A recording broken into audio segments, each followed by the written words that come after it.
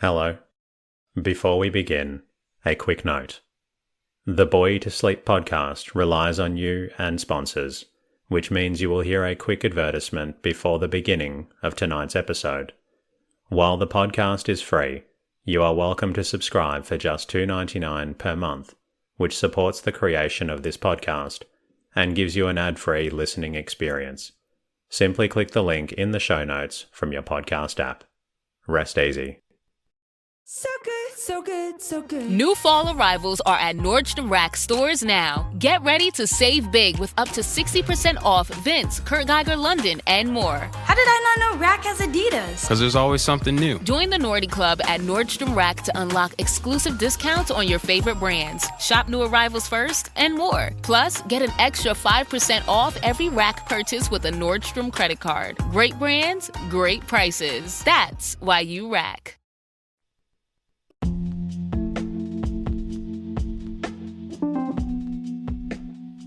Hello. Welcome to the Bore You to Sleep podcast. The podcast that will hopefully help you get to sleep. I am going to read an open source book, one that is not particularly interesting, but one that is hopefully boring enough to get you to sleep. Tonight's reading comes from Through the Looking Glass, written by Lewis Carroll and published in 1871. This story takes us on a journey where logic bends, time reverses, and a curious girl named Alice must navigate a chessboard world of poetic nonsense and peculiar characters to become a queen. My name is Teddy, and I aim to help people everywhere get a good night's rest. Sleep is so important, and my mission is to help you get the rest you need. The podcast is designed to play in the background while you slowly fall asleep. For those of you who are new to the podcast, you may not know that it started from my own struggles with sleep. I wanted to create a resource for others facing similar challenges, and I'm so grateful for the amazing community we've built together. The podcast is self-made and self-produced. That is why you'll hear a short ad at the beginning of each episode. These ads, along with support from subscribers and patrons on Patreon, enable me to keep delivering this podcast for free to those who need it. My goal is to keep this podcast free and accessible to everyone. That is why you'll hear a quick ad at the beginning of each episode. It helps generate financial support for the creation of the podcast. If you find the podcast beneficial and would like to support it, here are a few ways you can help out. Follow the podcast in your podcast app and leave a comment. Become a subscriber for $2.99 per month. This also creates for an ad-free experience.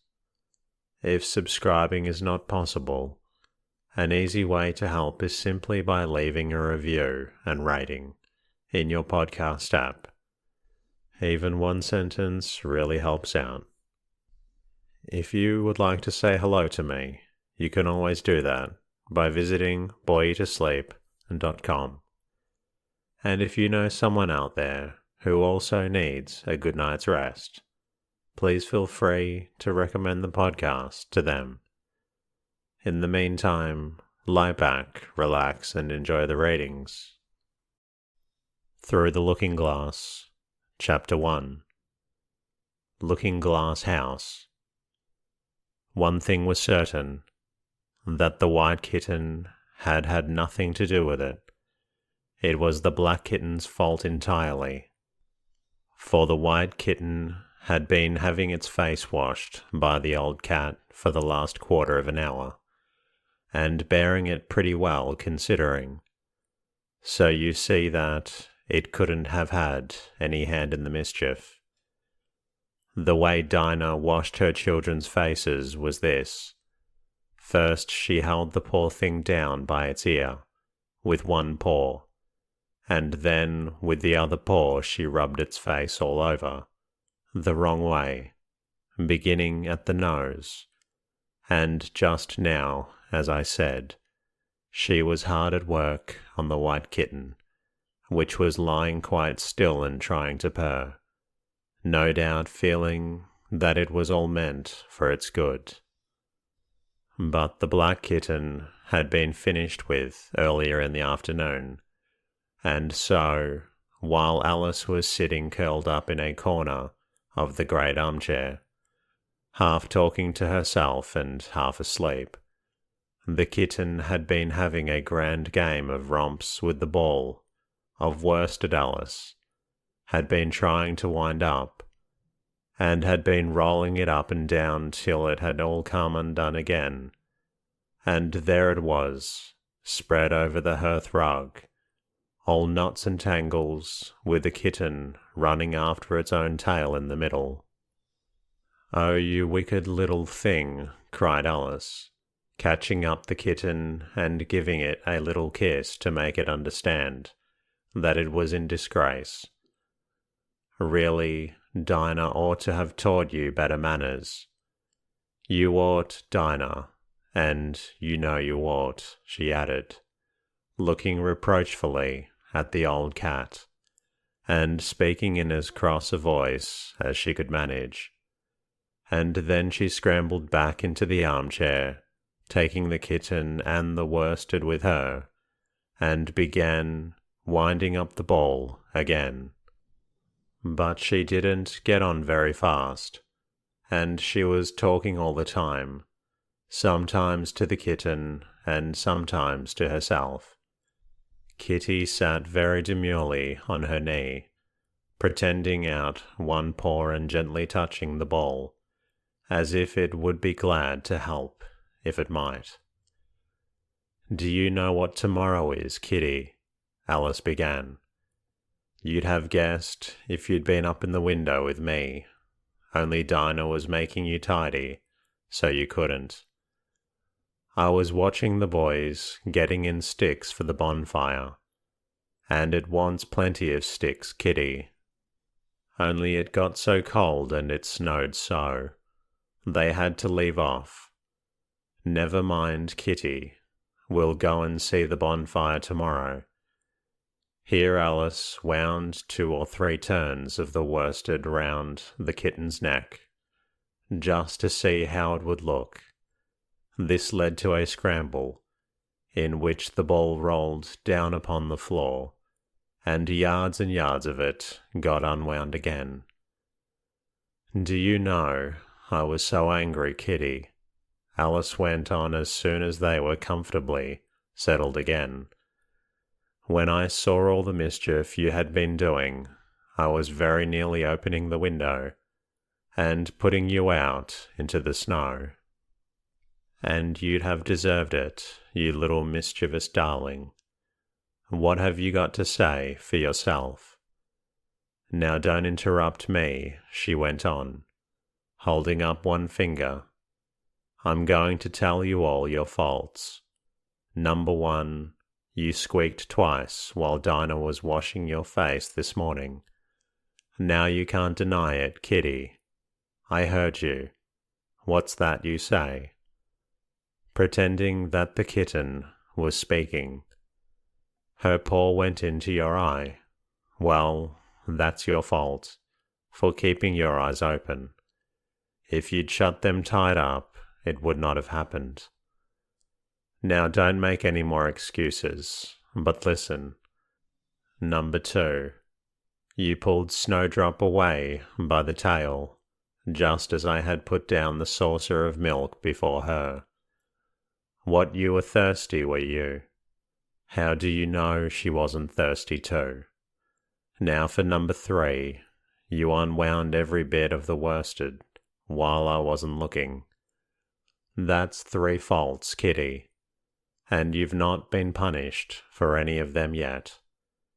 You know what, I'm saving up all your punishments for Wednesday week. Suppose they had saved up all my punishments," she went on, talking more to herself than the kitten. What would they do at the end of a year? I should be sent to prison, I suppose. When the day came, or let me see, suppose each punishment was to be going without a dinner. Then, when the miserable day came, I should have to go without 50 dinners at once. Well, I shouldn't mind that much. I'd far rather go without them than eat them. Do you hear the snow against the window panes, Kitty?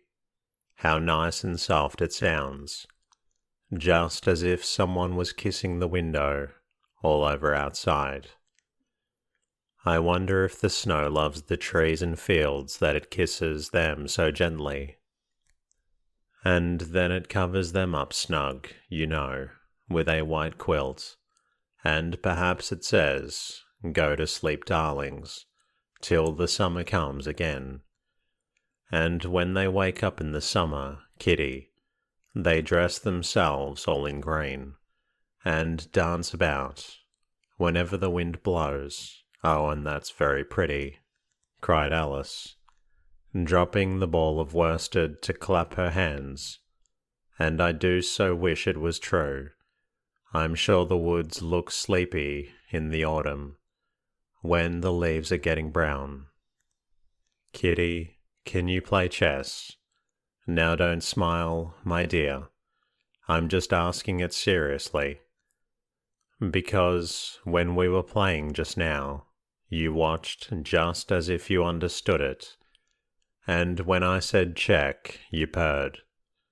Well, it was a nice check, Kitty, and really I might have won, if it hadn't been for that nasty knight that came wiggling down among my pieces. Kitty dear, let's pretend. And here I wish I could tell you half the things Alice used to say, beginning with her favourite phrase, let's pretend. She had had quite a long argument with her sister only the day before, all because Alice had begun with, let's pretend we're kings and queens, and her sister, who liked being very exact, had argued that they couldn't because there were only two of them, and Alice had been reduced at last to say, well, you can be one of them, and I'll be all the rest. And once she had really frightened her old nurse by shouting suddenly in her ear, "Nurse, do let's pretend that I'm a hungry hyena and you're a bone." But this is taking us away from Alice's speech to the kitten. Let's pretend that you're the Red Queen, Kitty. Do you know, I think if you sat up and folded your arms, you'd look exactly like her. Now do try, there's a dear. And Alice got the Red Queen off the table, and set it up before the kitten as a model for it to imitate. However, the thing didn't succeed, principally, Alice said, because the kitten wouldn't fold its arms properly. So to punish it, she held it up to the looking-glass, that it might see how sulky it was. And if you're not good directly, she added, I'll put you through into Looking-Glass House. How would you like that?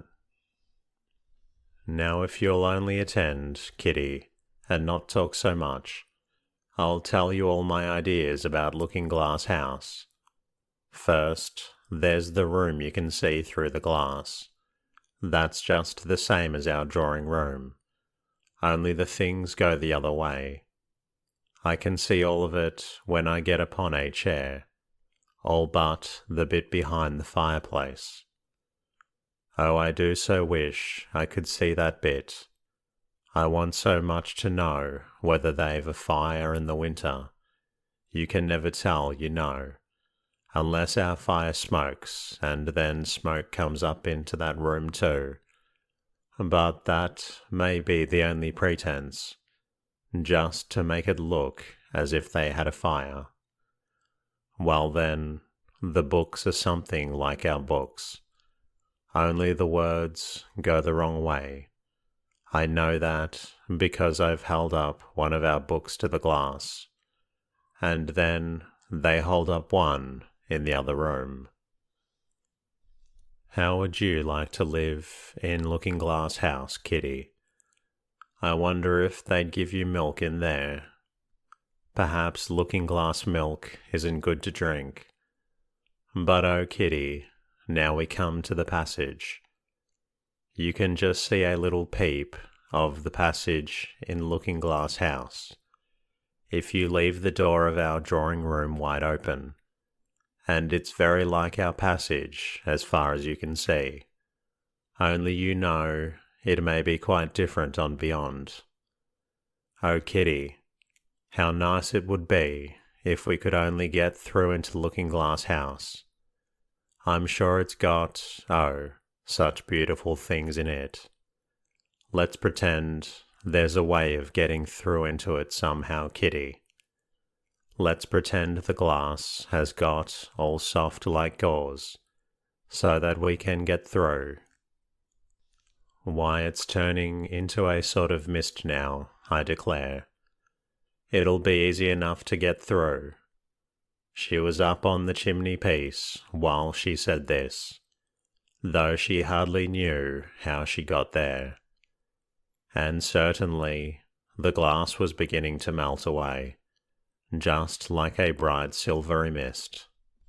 In another moment, Alice was through the glass and had jumped lightly down into the looking glass room.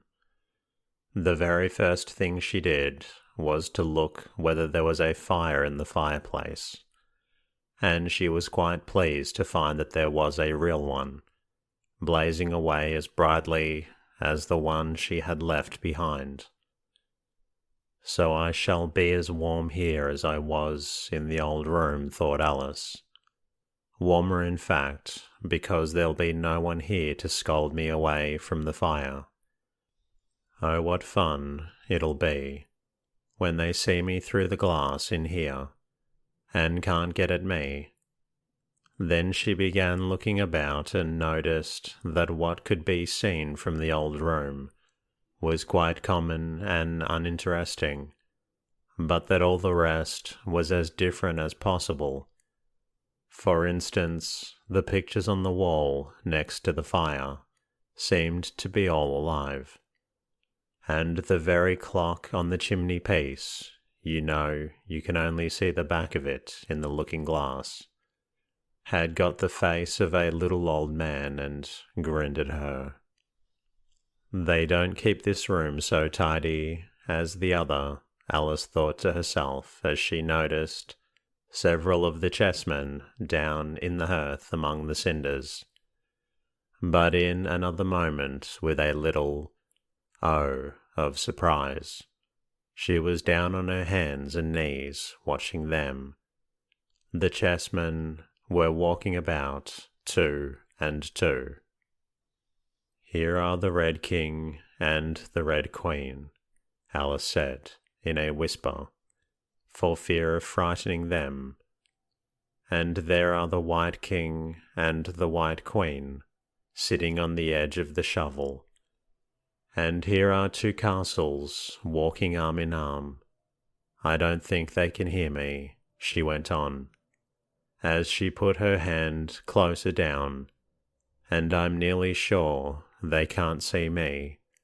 I feel somehow as if I were invisible." Here, something began squeaking on the table behind Alice, and made her turn her head just in time to see one of the white pawns roll over and begin kicking. She watched it with great curiosity to see what would happen next. "It is the voice of my child," the White Queen cried out as she rushed past the king, so violently that she knocked him over among the cinders.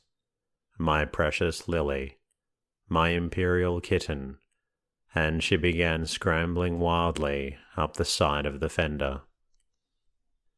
"Imperial fiddlestick," said the king, rubbing his nose, which had been hurt by the fall. He had a right to be a little annoyed with the queen, for he was covered with ashes from head to foot. Alice was very anxious to be of use, and, as the poor little Lily was nearly screaming herself into a fit, she hastily picked up the Queen and set her on the table, by the side of her noisy little daughter. The Queen gasped and sat down. The rapid journey through the air had quite taken away her breath, and for a minute or two she could do nothing but hug the little Lily in silence. As soon as she had recovered her breath a little, she called out to the White King, who was sitting sulkily among the ashes, "Mind the volcano." "What volcano?" said the king, looking up anxiously into the fire, as if he thought that was the most likely place to find one. "Blew me up," panted the Queen, who was still a little out of breath. "Mind you come up the regular way. Don't get blown up." Alice watched the White King as he slowly struggled up from bar to bar, till at last she said, "Why, you'll be hours and hours getting into the table at that rate. I'd far better help you, hadn't I?" But the king took no notice of the question. It was quite clear that he could neither hear nor see her. So Alice picked him up very gently, and lifted him across more slowly than she had lifted the Queen, that she mightn't take his breath away. But before she put him on the table, she thought she might as well dust him a little. He was so covered with ashes.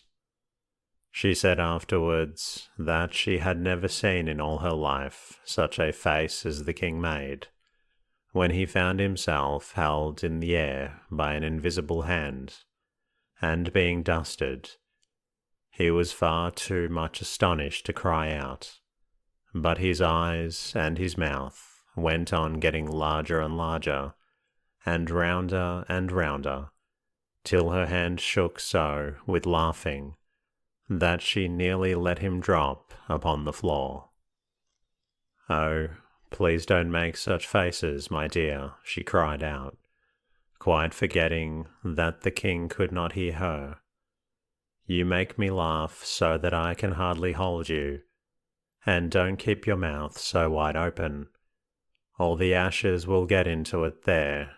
Now I think you're tidy enough," she added, and she smoothed his hair and set him upon the table near the Queen. The king immediately fell flat on his back and lay perfectly still, and Alice was a little alarmed at what she had done, and went round the room to see if she could find any water to throw over him. However, she could find nothing but a bottle of ink, and when she got back with it she found he had recovered, and he and the Queen were talking together in a frightened whisper, so low that Alice could hardly hear what they said. The king was saying, "I assure you, my dear, I turned cold to the very ends of my whiskers," to which the Queen replied, "You haven't got any whiskers." The horror of that moment, the king went on, I shall never forget. "You will, though," the Queen said, "if you don't make a memorandum of it." Alice looked on with great interest as the king took an enormous memorandum book out of his pocket and began writing. A sudden thought struck her, and she took hold of the end of the pencil, which came some way over his shoulder, and began writing for him. The poor king looked puzzled and unhappy, and struggled with the pencil for some time without saying anything.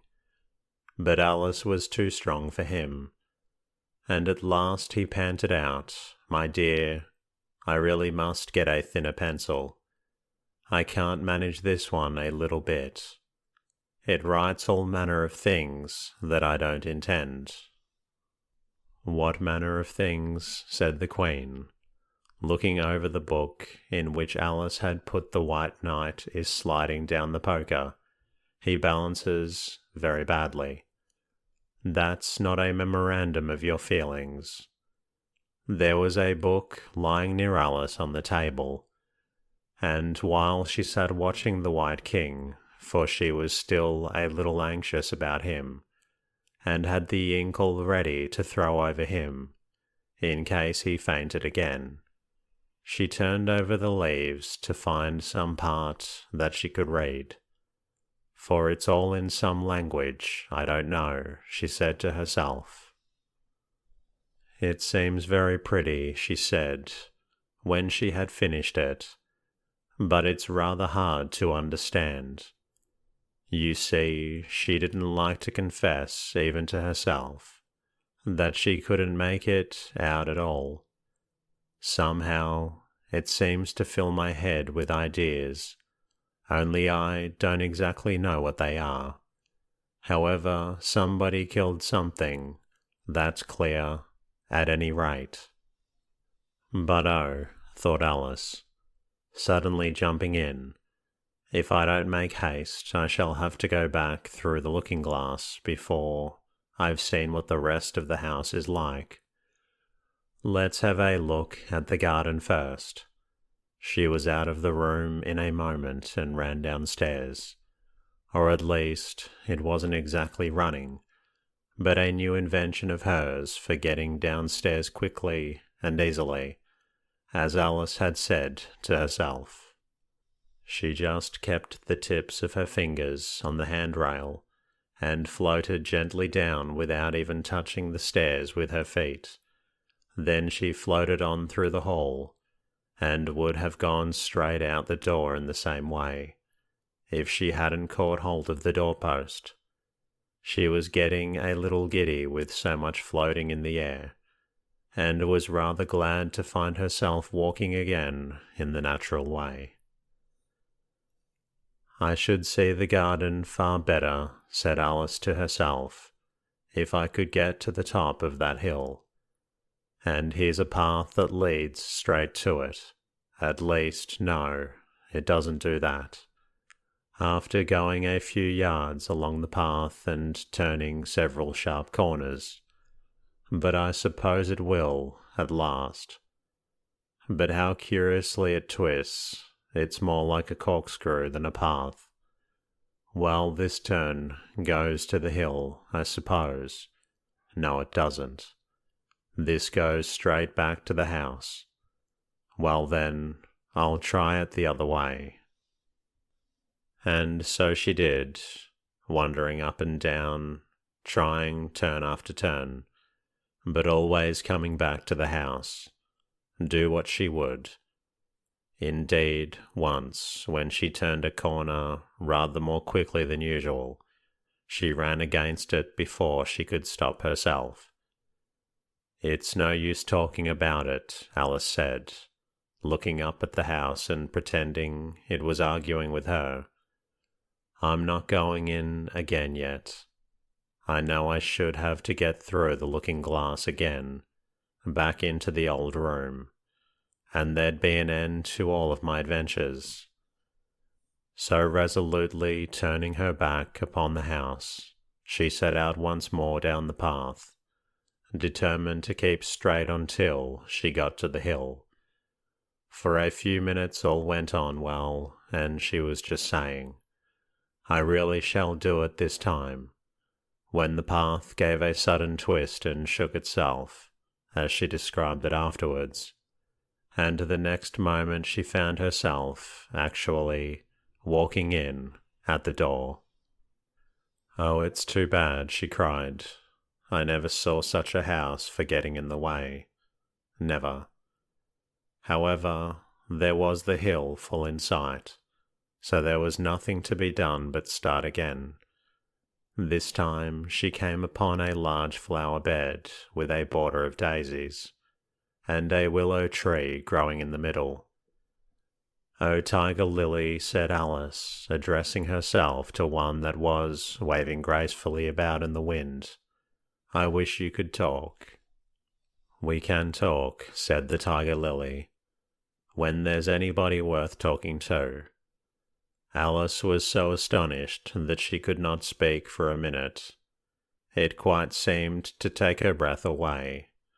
At length, as the tiger lily only went on waving about, she spoke again, in a timid voice, almost in a whisper.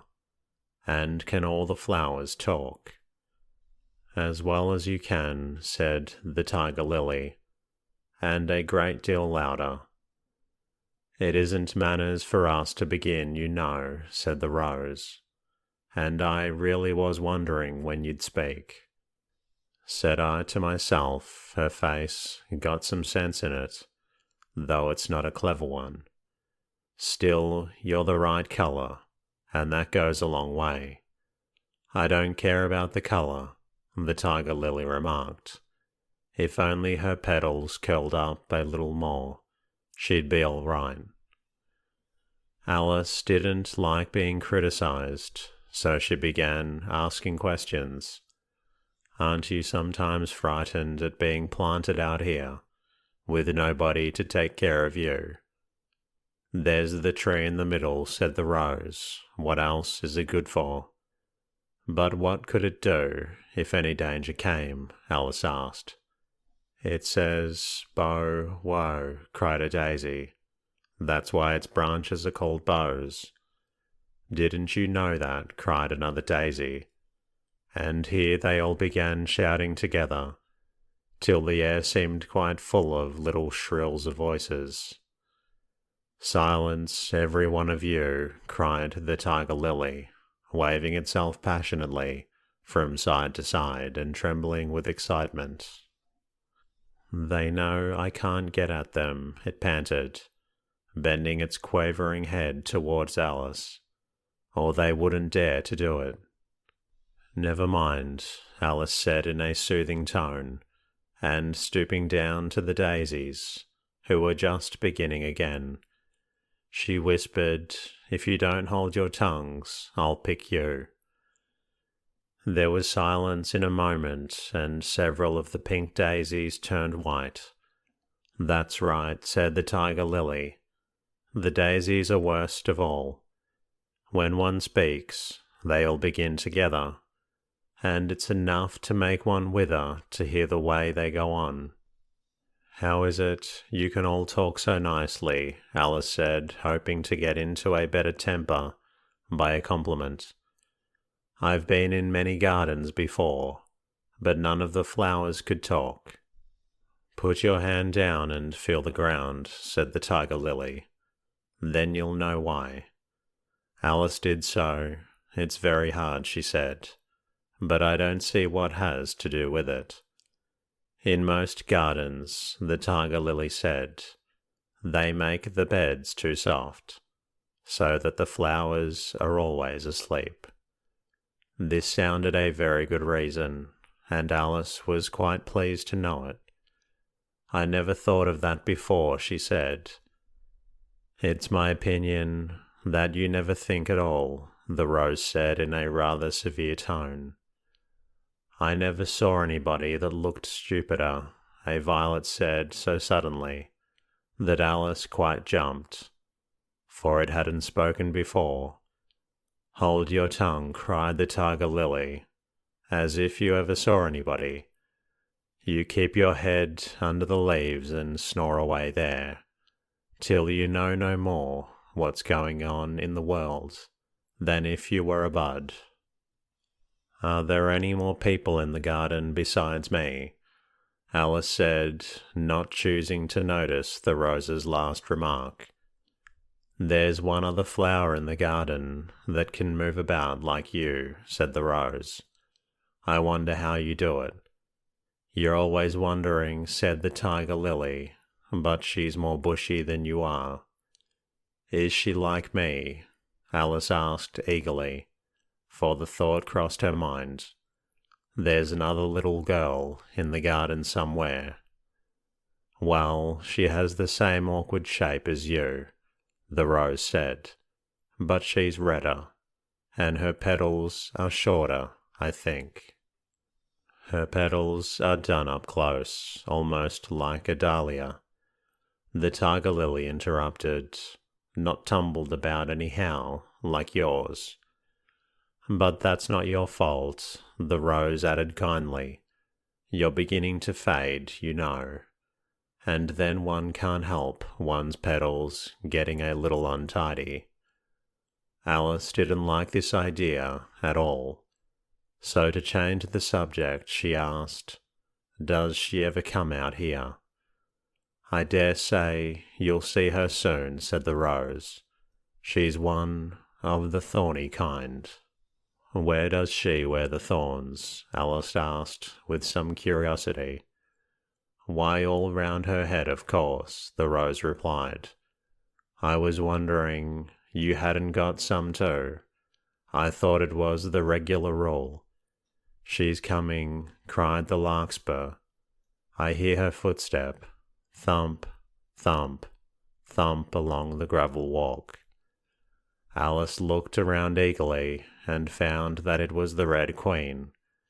"She's grown a good deal," was her first remark. She had indeed. When Alice first found her in the ashes, she had been only 3 inches high, and here she was, half a head taller than Alice herself. "It's the fresh air that does it," said the rose. "Wonderfully fine air it is out there." "I think I'll go and meet her," said Alice, for, though the flowers were interesting enough, she felt that it would be far grander to have a talk with a real queen. "You can't possibly do that," said the rose. "I should advise you to walk the other way." This sounded nonsense to Alice, so she said nothing, but set off at once towards the Red Queen. To her surprise, she lost sight of her in a moment, and found herself walking in at the front door again. And that concludes tonight's readings. I hope you've enjoyed listening to this story. If you're not quite tired yet, you're always welcome to listen to another episode of the Boy to Sleep podcast. Until next time, good night.